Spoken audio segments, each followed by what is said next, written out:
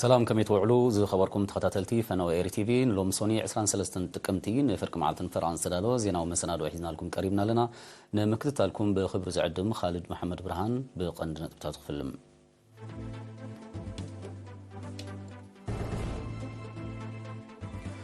سبورتاو قنا حيلتات مكلخال ايرترا بكتما خرن بوعوع منفس تزازيمو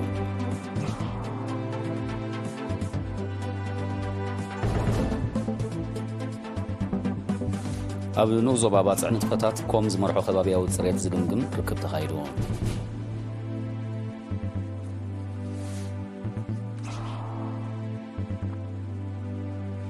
أب نوزو با عدو خالا مونغو حرصوتن مويويان حرشان من لواء تموكرون فلتاتن تخايدو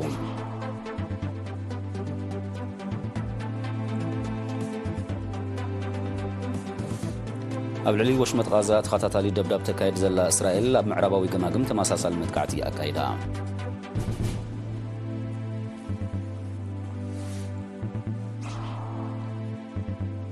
أمريكا دبوب كوريان جابانن بعينتو نايفل مازغونا حبراوي وتهدراو لممدا كايدان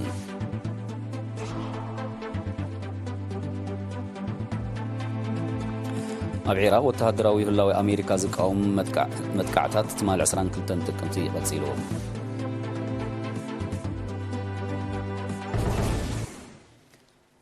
كاب بحث مسكرم أتحيزو نأستات كلت أوارح زغط سبورتاو قنا حيلتات مكلخال إيرترا بوعوع منفس تزازيمو وكيل إيرينا هبتقر قشت اسماء مريم بملكع تسابساب نزدال وتعستو ميكائيل حدكو كأروي سراويت حبنا بصوت مسرع بزبل تيمان استات كلتا وارح بكرن كايت صنح مبلعسو وحامش سبورتا ودرات حيلتات مكلخال إيرترا بعسران حدن تكمتي بوعوع منفس تزازيمو أبتي منيسترات زركبوم لعلو سلطان منجستن جنبارنا عزست السراويت نسترخبولا بستاديوم كتما كرن استخايدة مزازم سنسرعات حلافي مكونن حبريتان كوسكواتن ميستر مكلخال كولونيل سلمون سيوم عزس معقال اتسبورتا ودرات دولدولا كلاو بقعد زونن نغوحن حيالنا يهدو سميعتن نحين زملاليو كمو وناب سبورتا مدرغاتن نبسون هاقرون زتصوع منسي نمهنات زعلم كم زغانا قليزو كولونيل سلمون اسعيبو سبورتا ودرات حيلتات مكلخال ابزنا 22 عامتات عدمي بزو هالولو تمكرو اب عالماو فدريشناتن محبر وتهدراوي سبورت افريقان عالمن بد معنت كساتف باقيع كم زولو ابريهم حلقات اغلال الصف ميستر مكلخال جنرال فيليبوس ولي يوهانس بوغنو زمناو سبورت اب هاجرنا بتحتي استفلالو جزاء حيلتات زفلسن زعنببن يخون امبر حبو هاجراو سمعيت نحن حبون سنيقو يخيد منبارو بمتقاس أمهناز برتوع منفسها وحيلي حادنت مورالن زيت سعارنتن بزجبرو أبركتو ترو كابت زكرز نبرة بوليتيكا وقسقاسات زنس كم زي نبرة أسميرولو سبورت أب مهنات صفوات منسيات مقسقاس حيال حادنتن هاجراونتن كمون ممئزانن سنة مقبارن حد حرتسب عبي إجان كم زلو زحبر جنرال فيليبوس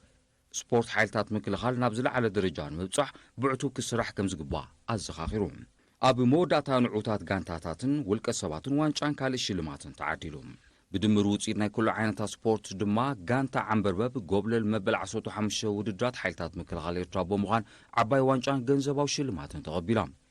اتمزازم سنسرعات بمريت باند مرشان بهلاو مسنادوتاتن معرقون منبارو وكيل إيرينا حبيروم أب نوزوبا باتصع تقباره كومز مرحون تفتات كبابياوي تصريت نمقمقام أم حدرتي مرحتا هايمانوتن كالووت نايسراح مشاركن استساتف وركب بعصرة تشعتن عسران تقمت تخايدوم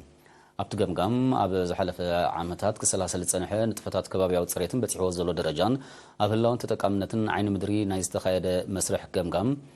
كمون أب تراولن تاويان أب كبابياوي تصريتن كالوتن زيت تخايدوم زي كازي زرقحن تتقامنتن عين مدري زنبرو بدوتاتن ملايام ستوسلو تبوغسوتاتن ستشبطو عاوتاتن دقسي نخي قاتم نتزاقي تشبيت زلو عاوتات نموحاسن زتوتونو مدبات تران أبركتون هزباو عين مدري أب موحاس كبابياو تصريت كمون سلوا كبابياو تصريت أبتعنا بحفشا بفلايد ما أبتعنا تحت حموش عامد زعد ميوم متساناتون بسفيعو تزاريب اللوم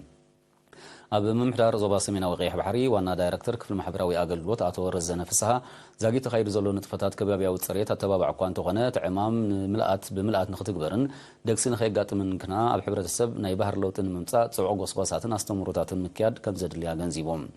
تساتفتي بوغنهم نقحتنا أفلطون أب تتقامنت عين مدري نابر رخيمة سخم زلو لمعك أو دما ناي حبار تصريت كم زحاتت بمقلات ናይ ሓባር ጻዕሪ ከም ዝሓትት ብምግላጽ ህዝባዊ ዓይኒ ምድሪ ኣብ ሙሓስ ኮም ዝመርሖ ሓበራዊ ከባቢያዊ ጽሬት ሓጋዚ ስለ ዝኾነ ብሰፊሑ ክስራሓሉ ዝተማለ ኣገልግሎት ዓይኒ ምድሪ ዘይብለን ስድራ ቤታት ኣብያተ ትምህርቲ ትካላት መንግስትን ካልኦትን ፍታሕ ክናድየለን ዝብልን ካልእን ርእቶታትን ደቦታትን ኣቕሪቦም ኣመሓዳሪ ከተማ ባጽዕ ኣቶ ሃይለ ኣስፋሃ ኣብ ዝሃቦ መዛዘመ ቃል ወላ እኳ ሸፈነ ዓይኒ ምድሪ ልዕሊ 85 ሚእታዊት እንተበጽሐ ተጠቃምነቱ ግና ከምቲ ዝድለ ስለ ዘይኮነ ዕቱብ ጻዕሪ ከም ዝሓትት ኣስሚሩሉ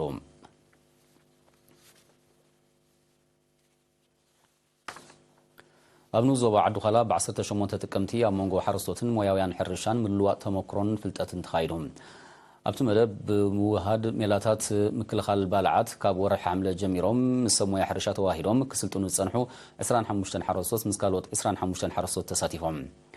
ኣብ ጨንፈር ሕርሻ ሓላፍ ኣሃዱ ልምዓት ዘራእቲ መንእሰይ ክፍለ ማርያም ዓንደ ብርሃን ኣብ ዘስምዖ ቃል ቤት ትምህርቲ ሓረስቶት ኣብ ግራት ሓረስቶት ኣብ 7 ዞባታት ኣብ ኣዝርእቲ ኣሕምልቲ ፍረታትን እንስሳታትን ብግብሪ ይስራሕሉ ከም ዘሎ ብምሕባር እቲ ዕላማ ሓረስቶት ንዘጋጥሞም ብድሆታት ምስ ከምኦም ሓረስቶት ተመክሮ ብምልውዋጥን መስኪላታት ሕርሻ ብምውሃድን ንኽፈትሑን ብርኩት ምህርትን ንኽሓፍሱን ከም ዝኾነ ኣረድዮም ካብ ቤት ጽሕፈት ሕርሻ ዞባ ዓዱኻላ ኣቶ ምሕረት ኣብ ሰብሉ ብወገኑ ኣብ ውሁድ ምክልኻል ባልዓት ኣብ ጣፍን ምልዋጥ ተመክሮ ኣብ መፍረነ ህብን ተጠቃምነት ጋብላዊ ቆፎን ዝነጥፉ 50 ሓረስቶት ብምውዳብን ፍልጠትን ተመክሮን ብምልዋጥን ይስራሓሉ ከም ዘሎ ብምጥቃስ ተቐሲሙ ዘሎ ተመክሮ ንዝያዳ ስራሕ ዘተባብዑ ምዃኑ ገሊጹ ኣመሓዳሪ ምምሕዳር ከባቢ ማይላፎ ኣቶ አብርሃም ተስፉ ብወገኑ ተጀሚሩ ዘሎ መደብ ቤት ትምህርቲ ሓረስቶት ኣብ ግራት ሓረስቶት ነቲ በብኸባቢኡ ዘጋጥም ጸገማት ሓረስቶት ግብራዊ ፍታሕ ንምርካብ ብልጫ ከም ዘለዎ ብምሕባር ንምዕዋቱን ናብ ህዝቢ ንምስራቱን ኣበርቲዖም ከም ዝነጥፉ ኣረጋጊጾም ኣብ ማእከላይ ቤት ጽሕፈት ሚኒስትሪ ሕርሻ ላዕለዋይ ክኢላ ስነ ኣዝርእቲ ኣቶ ቦኽረጼን ሃብተ ኣብ ዘስምዖ መዛዘመ ቃል እቲ መደብ ብግብሪ ክስራሓሉ ምርኣዩ ከም ዝሐጎሶ ብምግላጽ ኣብ ኩሉ ዓውድታት ሕርሻ ክስራሓሉ ምዃኑ ኣረጋጊጾም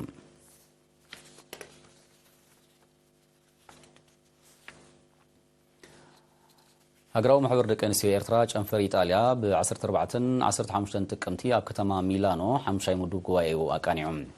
ኣብዚ ብኣዶ ወንበር ዞባ ኤውሮጳን ኢጣልያን ወይዘሮ ንግስቲ ጸጋይን ዋና ጸሓፊት ዞባ ኤውሮጳ ወይዘሮ መልእተ ተወልደ ብርሃንን ተማእኪሉ ዝተኻየደ ጉባኤ ልዕሊ 3 ኣካየድቲ ኣካላትን ወከልትን 12 ንኡስ ጨናፍር ከምኡውን ሓለፍቲ ሃገራውያን ውዳቤታት ተሳቲፎም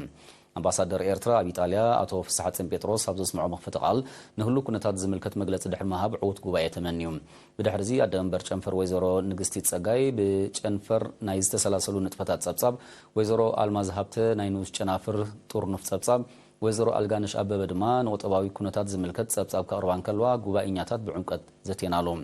ዚካዚ ውሽጣዊ ሕጋጋታት ተነቢቡ ብመሰረት ቋም ማሕበር ድማ ን3 ዓመታት እተገልግል ሓዳስ ኣካያዲት ኣካል ተመሪጻ ኣብ መወዳእታ ተጋባእቲ ንህሉ መድረኽ ዝምጥን 8 ነጥብታት ዝሓዘ ውሳኔ ድሕሪ ምሕላፍ ኣማድኤ ንምሕያልን ንምምዕባልን ከምኡውን ኣበርክቶአን ኣብ ሃገራዊ መደባት ንምዕዛዝ ቃለን ኣሐዲሰን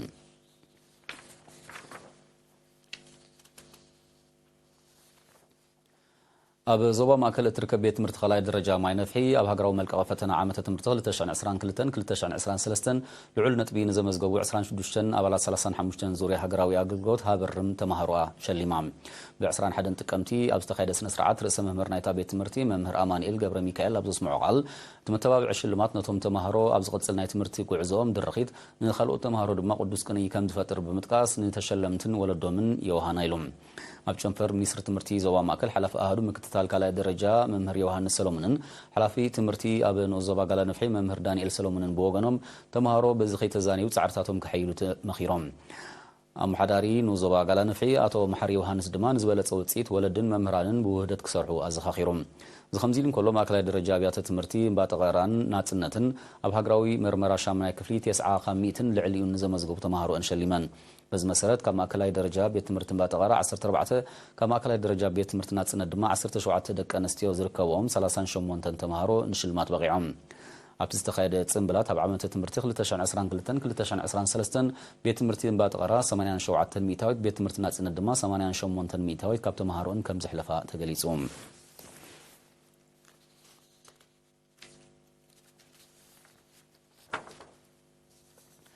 ነበርቲ ሓውስ ከተማ ጾሮና ኣብቲ ከባቢ ኣብ ዝሰላዘር ዘሎ ልምዓታዊ መደባት ንዝተዋፈሩ ኣባላት ሓይልታት ምክልኻል ብባህላዊ መደብ ዝተሰነየ እንጉዶት ገይሮም ወደብቲ ናይቲ መደብ እቲ እንጉዶት ነቶም ትማሊ ኣብ ምኽባር ልኡላውነት ሎሚ ድማ ኣብ ሃገራዊ ልምዓት ተዋፊሮም ዘለዉ ጀጋኑ ኣባላት ሓይልታት ምክልኻል ምስጋና ንምቕራብ ከም ዝኾነ ገሊጾም حيال حزبي حيال سراويت يفطر حيال سراويت دما دحنة سلامن حزبن هاجرن يوحز زبله وكيل نايتوم عبالات حيتات مكلخال بنبرتي حبس ከተማ ጾሮና ስተወስደ ተበግሶ መርአያ ድልዱል ምትሳር ህዝብን ሰራዊትን ኤርትራ ከም ዝኾነ ኣነፂሮም ዝኸበርኩም ተኸታተልትና ዝስዕብ ኣህጉራዊ ዜና እዩ ደጊምና ንምክትታልኩም ብኽብሪ ንዕድም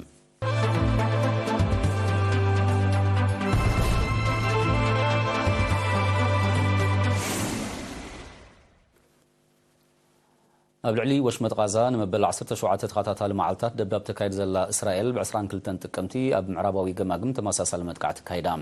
በቲ ኣብ ከተማ ጀኒን ኣብ ልዕሊ ዝርከብ መስጊድ ዝተፈጸመ መጥቃዕቲ ሰብኣውን ንዋታውን ክሰራታት ከም ዝወረደ ማዕከናት ዜና ቃሊሐን منقصاص حماس نت مسجد كموافرش براو تكباراتو خطقملو خمسن حب متقاسيا اسرائيل لابلعليو متقعد فصيمام يخون برت فصامي مقصلتا نايت اسرائيل لابلعلي برغس فلسطيماوያን ተካይዶ ዘላ ተጻውኡታት ምዃኑ ዝገለጸ حماس ዋጋ ክትከፍለሉ ምዃኑ ኣፍሊጡሎም ዝኸምዚሉን ከሎ ናብ ወሽመጥ ጋዛ ከኣቱ ዝግብኦ ሰብኣዊ ረድኤት ብሰንኪ ደብዳብ እስራኤል ከም ዝድለ ይሰላሰል ከም ዘየለ ተገሊጹ ብኻልእ ወገን እስራኤል ላብልዕሊ ዕላማታት ሊባኖስ መጥቃዕቲ ከም ዘካየደት ዝገለጸ ምንቅስቓስ ሒዝቡላህ ሎም 23 ጥቅምቲ ኣብ ልዕሊ ወተሃደራዊ ማዓስከራታት ደብዳብ ሚሳይል ኣካይዶም እቲ ወተሃደራዊ ምዕባለታት ኣብ ዶባት ክልቲአን ሃገራት ንጸንሐ ጸጥታዊ ወጥሪ ኣዕሪግዎ ከም ዘሎ ናይ ቀረባት ዓዘብቲ ይሕብሮም በቲ ተፈጢሩ ዘሎ ዘይምርግጋ እስራኤል ምስ ሊባኖስ ኣብ ዘዳቡ ከባቢታት ዝነብሩ ዜጋታታ ናብ ውሑስ ከባቢታት ተጋዕዝ ከም ዘላ ተፈሊጦም ኣብ ወሽመጥ ጋዛ ከቢድ ሰብኣዊ ክሳራታት ዘስዕብ ዘሎ ደብዳብ እስራኤል ንዞባ ማእከላይ ምብራቕ ናብ ክፉት ውግእ ከይሸሞ ምስቲ ከባቢ ቅርበት ዘለዎም ወገናት ስግኣቶም ክገልጹ ጸኒሖም እዮም እቲ ወጥሪ ካብ ቁፅፅር ወፃእ እናኾነ ይመጽእ ከም ዘሎ መንግስቲ ኢራን ብ22 ጥቅምቲ ኣብ ዘውፅኦ መግለጺ ኣጠንቂቖም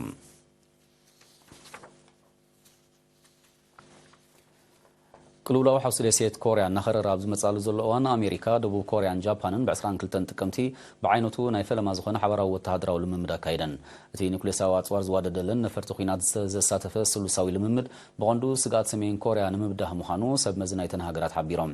ነቲ ኣብ መሬት ደቡብ ኮርያ ዝተኻየደ ልምምድ ዝኾነነት ሰሜን ኮርያ ተሪር ምላሽ ከም እትህበሉ ኣጠንቂቓ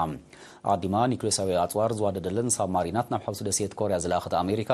ኣብ ዝሓለፈ ቀረባ መዓልታቱን ተመሳሳሊ ኣጽዋር ክዋደደለን ዝኽእላ ስትራቴጅያውያን ነፈርቲ ናብቲ ከባቢ ኣዋፊራላ እቲ ስጉምቲ ንቕልውላዊ ሓውስ ደሴት ኮርያ ናብ ሓድሽ ወተሃደራዊ ረፅሚ ዝሸምም ምዃኑ ሰሜን ኮርያ ኣብ ዝሓለፈ ሳልስቲ ወቒሳ እያ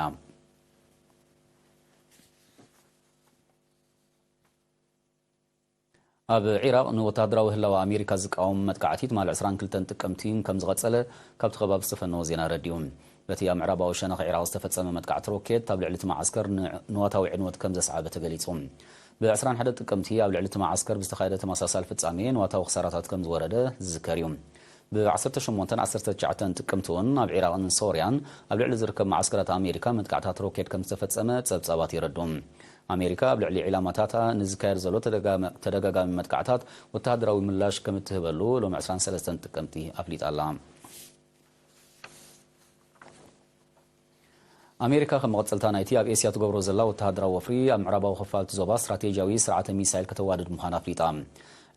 ዕላማ እዚ ሓድሽ ውጥን ስጋት ሰሜን ኮርያ ኢራንን ካልኦት ተጻባእቲ ዝበለተን ሃገራትን ንምብዳህ ምዃኑ ኣሜሪካ ሓቢራላ እቲ መደብ ኣብ ቀረባ መጻኢ ክትግበር ምዃኑ ጸሓፊ ምክልኻል ኣሜሪካ ሎይድ ኦስቲን ብ21 ጥቅምቲ ገሊጹ ኣሜሪካ ኣቐዲማ ነቲ ስርዓተ መከላኸሊ ሚሳይል ኣብ መሬት ደቡብ ኮርያ ከም ዝተኸልቶ ጸብጻባት ይጠቕሱ ስርዓተ መከላኸሊ ሚሳይል ጥራይ ዘይኮነ ሃገሩ ኣብቲ ዞባ ተወሰኽቲ ወተሃደራት ከተዋፍሩ ምዃና እውን ሎይድ ኦስቲን ኣፍሊጡሎም ኣሜሪካ ኣብ ደቡብ ኮርያን ጃፓንን ልዕሊ 80,000 ወተሃደራት ኣዋፊራ ከም ዘላ ዝሕብሩ ጸብጻባት ኣብዚ እዋን እዚ ናብቲ ከባቢ ልዕሊ 2,000 ተወሰኽቲ ወተሃደራት ክትልእኽ መደብ ከም ዘለዋ ይረድም እቲ ወፍሪ ንጸጥታ ዞባ ኤስያ ብሓደጋ የእትዎ ከም ዘሎ ዝወቕሳ ህዝባዊት ሪፓብሊክ ቻይና እትርከበን ሃገራት ብትሪ ክቃወምኦ ጸኒሐን እየን ብኣሜሪካ ዝምራሕ ሃገራት ምዕራብ ኣብቲ ዞባ ንኔቶ ዝመሳሰል ወተሃደራዊ ሓይሊ ንምምስራት ውጥን ከም ዘለወን እዮም ክኢላታት ዝሕብሩ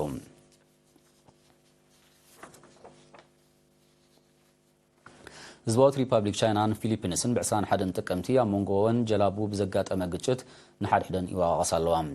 ፊሊፒንስ እቲ ክስተት ህዝባዊት ሪፓብሊክ ቻይና ብዝፈጠረቶ ተኽታኺ ብዝበለቶ ምንቅስቓስ ከም ዝሰዓበ ክትገልጽን ከላ ህዝባዊት ሪፓብሊክ ቻይና ብወገና ጀላቡ ፊሊፒንስ ንሉላውነታ ዝጥሕስ ምንቅስቓስ ከም ዘካየዳ ወቒሳ እዚ ኣብ ባሕሪ ደቡብ ቻይና ዝተፈጥረ ሓድሽ ምዕባለ ብሰንኪ እጀታ ሞያዊ ኣካል ኣብ መንጎ ክልቲአን ሃገራት ተኸሲቱ ዝጸንሐ ዘይምቅዳው ከየጋድዶ ስጋት ኣሎ ህዝባዊት ሪፓብሊክ ቻይናን ፊሊፒንስን ኣብ ዝሓለፈ ቀረባ ኣዋርሒ እውን ብተመሳሳሊ ጉዳይ ከም ዝተኻሰሳ ዝዝከር እዩ ህዝባዊት ሪፓብሊክ ቻይና ዝዓበየ ክፋል ባሕሪ ደቡብ ቻይና እጀታኣ ምዃኑ ክትገልጽን ከላ ፊሊፒንስ ከዓ ኣብቲ ማያዊ ኣካል ዋንነት ከም ዘለዋ እያ ትምጉት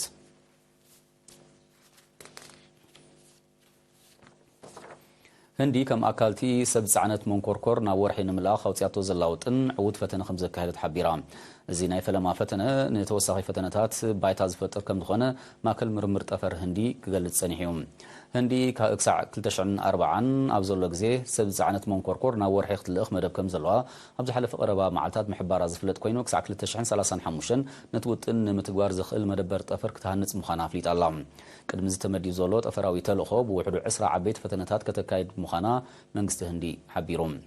أتي نبور حزق برتلو خو عوت مزخون هندي أبت أفراوي تسلات نتكايد وفري عبيز الله كم زخون يمات زي خبركم تخطاتلتنا نسعد استلالو زينا ومسنادو نمزام كان نتبتاتو قدق مالكم سبورتا وقنا حيلتات مثل خالي إرترا أبكة ماخرن بورور منفس تزازيمو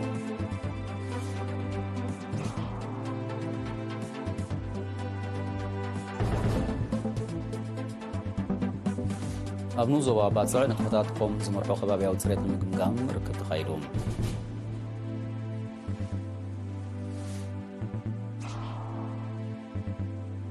أبنو زوا عدو خلا مونغو حرصوتن ويويان حرشان من لوات مكرون فلتاتن تخيلهم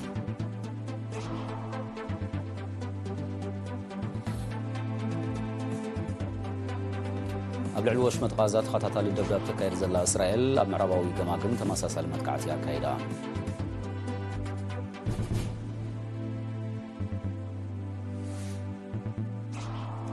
أمريكا دو كوريان جابانن بعينتو نايفل مازخونه حبراوي وتهدراو لمندا كايدان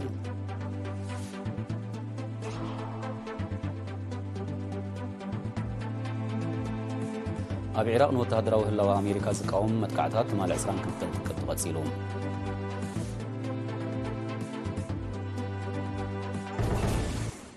نلوم سوني إسران سلستان تكمتي نفرق معالتن فرغان استدالوز يناو مسنادو بسفتسينو ورحماتي